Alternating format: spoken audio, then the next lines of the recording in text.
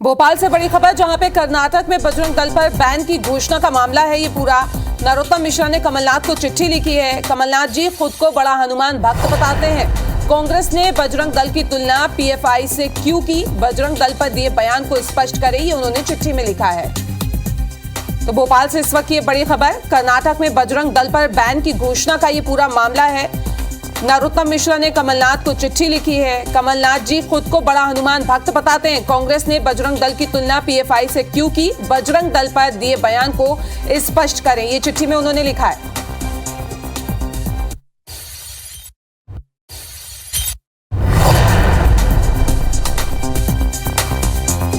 कर्नाटक में बजरंग दल पर बैन की घोषणा का ये पूरा मामला है। नरोत्तम मिश्रा ने कमलनाथ को चिट्ठी लिखी है। कमलनाथ जी खुद को बड़ा हनुमान भक्त बताते हैं, ये उन्होंने चिट्ठी में लिखा है। इसके साथ ही लिखा है कि कांग्रेस ने बजरंग दल की तुलना पीएफआई से क्यों की? बजरंग दल पर दिए बयान को स्पष्ट करें। तो ये बयान, ये चिट्ठी लिखी गई है। नरोत्तम मिश्रा ने कमलनाथ को ये चिट्ठी लिखी है। ये चिट्ठी भी आप देख सकते हैं। ये लेटर जो लिखा गया है उसमें लिखा है कि कमलनाथ जी खुद को बड़ा हनुमान भक्त बताते हैं। कांग्रेस ने बजरंग दल की तुलना पीएफआई से क्यों की, इस बात को स्पष्ट करें। तो ये उन्होंने अपनी चिट्ठी में, अपने लेटर में लिखा है। और इसके बजरंग दल पर दिए बयान को स्पष्ट करें, ये भी उन्होंने कहा है।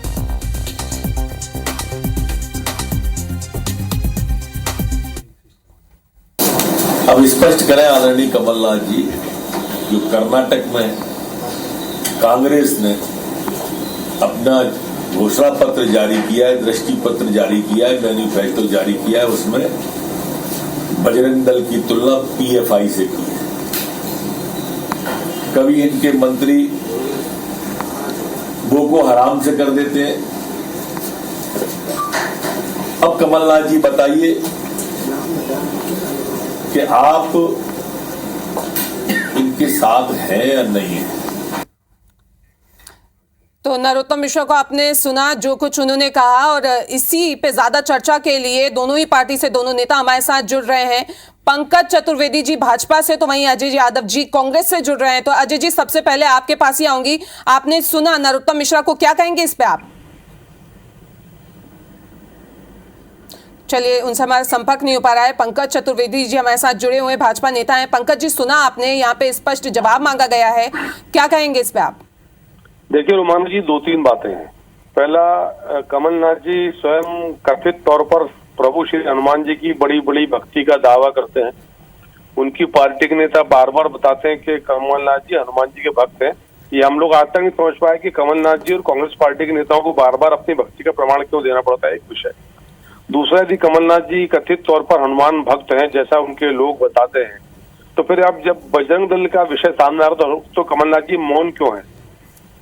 कांग्रेस पार्टी ने जिस प्रकार का कृत्य किया कि पीएफआई एक आतंकवादी संगठन है जिस पर भारत सरकार पूरे देश में प्रतिबंध लगा चुकी है, तो जिस संगठन पर आतंकवाद के चलते प्रतिबंध जारी है, एनआईए की कार्रवाई जारी है, तमाम लोग प्रक्रिया प्रचलन में है, कानून की प्रक्रिया है, लोग गिरफ्तार हो रहे हैं, तो उस पर कर्नाटक में कांग्रेस प्रतिबंध पर फिर प्रतिबंध लगाएगी। और फिर कांग्रेस ने उसकी तुलना कर्नाटक में बजरंग दल जैसे संगठन से करी। तो इसीलिए हमने सवाल खड़ा किया कि कभी आप प्रभु श्री राम को ताले बंद करते हो, कभी जो प्रभु हनुमान जी की भक्ति बात करते हैं, हनुमान जी के नाम के आधार पर काम करते हैं, उन पर आप प्रतिबंध की बात करते हो। तो कौन सी तुष्टिकरण की सस्ती और घटिया राजनीति कांग्रेस पार्टी के लिए हम जानना चाहते हैं। कमलनाथ जी से सवाल इसलिए पूछा गया कि कमलनाथ जी बोलते हैं कि मैं हनुमान जी का भक्त हूँ। तो आज हम जानना चाहते हैं यदि बजरंग दल की तुलना एक स्थापित आतंकवादी संगठन से हो जिसको नरेंद्र मोदी जी की सरकार प्रतिबंधित कर चुकी हो, उससे तुलना पर शर्मा जी कांग्रेस से हमारे साथ जुड़ गए हैं, जवाब उन्हीं से ले लेते हैं। स्वदेश जी, सुना आपने पंकज जी को, क्या कहेंगे आप? देखिए, पहली बात तो ये है कि हमारे विद्वान प्रवक्ता पंकज जी का बड़ा आदर के साथ में कहूंगा कि हनुमान जी की, बजरंगबली के कमलनाथ जी को कथित भक्त कहा है, ये मेरे ख्याल से शब्द और हमारी संस्कार हमें नहीं इजाजत देते कि हम किसी भक्त को कथित बोले।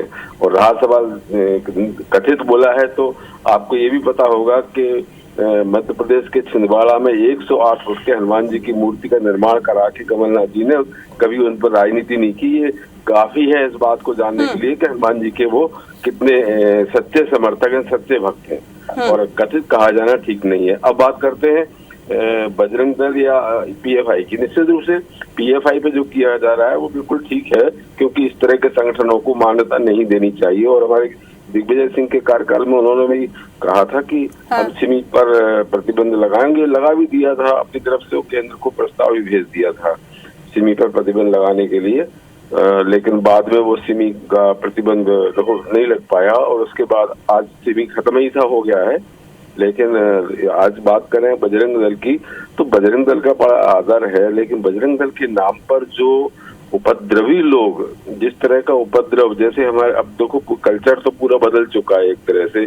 हमारी भारतीय संस्कृति में भले ही वैलेंटाइन डे को कोई मान्यता न दी जाए, लेकिन आज का जो दौर है, इस दौर में मनाया जाता है। वो बजरंग दल के नाम पर बहुत सारे लोग कितनी क्रूरतापूर्ण दुर्घटनाएं करते हैं। स्वदेशी, यहाँ पे मैं आपसे ये भी जानना चाहूंगी कि जाहिर सी बात है मध्य प्रदेश में भी चुनाव होने हैं, तो क्या वहाँ पे भी आप बजरंग दल को बैन करेंगे, जिस तरीके से कर्नाटक में घोषणा की गई है कांग्रेस की तरफ से? जी, कर्नाटक का और मध्य प्रदेश का टेस्ट अलग अलग है। यहाँ की बात यहाँ के कल्चर से, यहाँ के संस्कारों से जानी जाएगी और उसी तरह का कदम कांग्रेस उठाएगी। कर्नाटक से यहाँ की तुलना किया जाना मैं समझता हूँ ठीक नहीं है। पंकज जी, क्या कहेंगे आप? देखिए रोमाना जी, मुझे लगता है कि जिस प्रकार के दोहरे मापदंड कांग्रेस पार्टी अपना रही है, यदि बजरंग दल कर्नाटक में खराब है, मध्य प्रदेश में खराब नहीं है, राजस्थान छत्तीसगढ़ में इनकी सरकार, यदि बजरंग दल पीएफआई जैसा कांग्रेस मानती, या तो कांग्रेस स्वीकार करे कि कांग्रेस कंफ्यूजन और कांग्रेस एक ही चीज, असमंजस है कांग्रेस में। जो बजरंग दल कांग्रेस के लिए कर्नाटक में प्रतिबंधित करने का विषय हो सकता है, तो राजस्थान में सरकार है, वहां क्यों नहीं, छत्तीसगढ़ में क्यों नहीं? और बहुत दुख का विषय है कि बजरंग दल जैसे संगठन की तुलना, जो सामाजिक और सांस्कृतिक क्षेत्र में कार्य करता है, उसकी तुलना यदि पीएफआई जैसे स्थापित आतंकवादी संगठन की, एक कोई प्रमाण दीजिए। मैं पूछता हूँ कांग्रेस से, कमलनाथ जी से, कि बजरंग दल का कोई ऐसा प्रमाण जो देश विरोधी गतिविधि का हो, समाज के विरुद्ध हो, संस्कृति के विरुद्ध हो, आतंकवाद का हो, हिंसा का हो, अराजकता का, अपराध का हो, दीजिए प्रमाण। क्या एक कोई खरगोन में एक साधु की दिन दहाड़े बजरंग दलियों ने हत्या कर दी थी, क्या ये प्रमाण के लिए काफी नहीं है? बाद में पता चला कि बजरंग दल के वो लोग, व्यक्तिगत विषय किसी का है, उसको आप बजरंग दल से जोड़ें, गलत है। क्या बजरंग दल ऑर्गेनाइज आतंकवाद कर रहा है जैसा पीएफआई कर रहा है? क्या बजरंग दल के लोग किसी प्रकार के बॉम्ब लोग शामिल हैं क्या? ऐसे लोग भी शामिल हैं? स्पष्ट पूछता हूँ कि पीएफआई से स्थापित आतंकवादी संगठन जैसी उसकी देश विरोधी गतिविधियां जिस प्रकार के फिक्र से, क्या बजरंग दल वैसा कर रहा है? बजरंग दल एक स्वदेश जी, जवाब दीजिए। जी देखिए, मैंने पहले ही कहा आपसे, कर्नाटक मध्य प्रदेश की संस्कृति में जमीन आसमान का फर्क है और यहाँ की संस्कृति में इन चीजों को महत्व नहीं दिया जाता। पीएफआई निश्चित रूप से आतंकवादी गतिविधियों में लिप्त रहा है, उस पर कार्रवाई किया जाना, मैंने कांग्रेस ने कभी नहीं कहा कि इस पर कार्रवाई नहीं होनी चाहिए। लेकिन सिमी पर प्रतिबंध कांग्रेस ने सबसे पहले लगाया था मध्य प्रदेश में।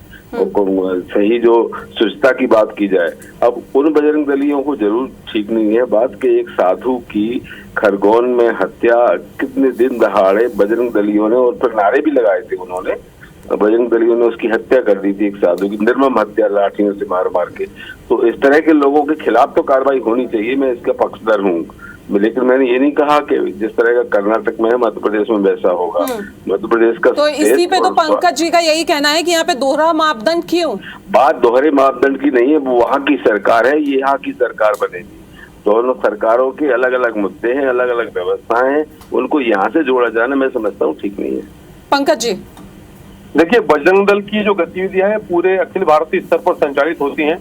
एक एजेंडा के तहत वो काम करते हैं, वो है सामाजिक सांस्कृतिक जो हमारी रीति नीतियां हैं उन संस्कारों की सुरक्षा करना।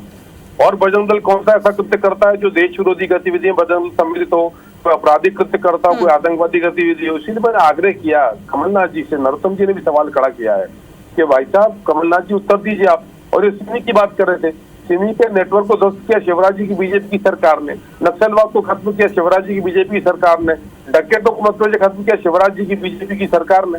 तो मुझे लगता है कि जो खत्म कर दिया वो तो खत्म कर दिया, और जो छत्तीसगढ़ में राजनीति कर रहे हैं भूपेश बघेल जी की सरकार है भैया। छत्तीसगढ़ में आपकी सरकार है, छत्तीसगढ़ में आपकी सरकार है, क्या कर रहे हैं भूपेश बघेल जी? सरकार यहाँ मध्य प्रदेश में ना नक्सली ना डकैत, पीएफआई हमला किसकी सरकार में हुआ, कारगिल किसकी सरकार में हुआ? रोमाना जी के तुष्टीकरण के लिए कांग्रेस के लोग किस स्तर पर जाएंगे? ये तुष्टीकरण तो है, कि एक आतंकवादी संगठन से बजरंग दल की तुलना कमलनाथ जी मोहन हनुमान जी जी। के जो भक्त और कथित, मैंने इसलिए कहा रुमाना जी कि जी। क्या यदि आपने मूर्ति लगाई तो या बजरंग बली के भक्त हैं?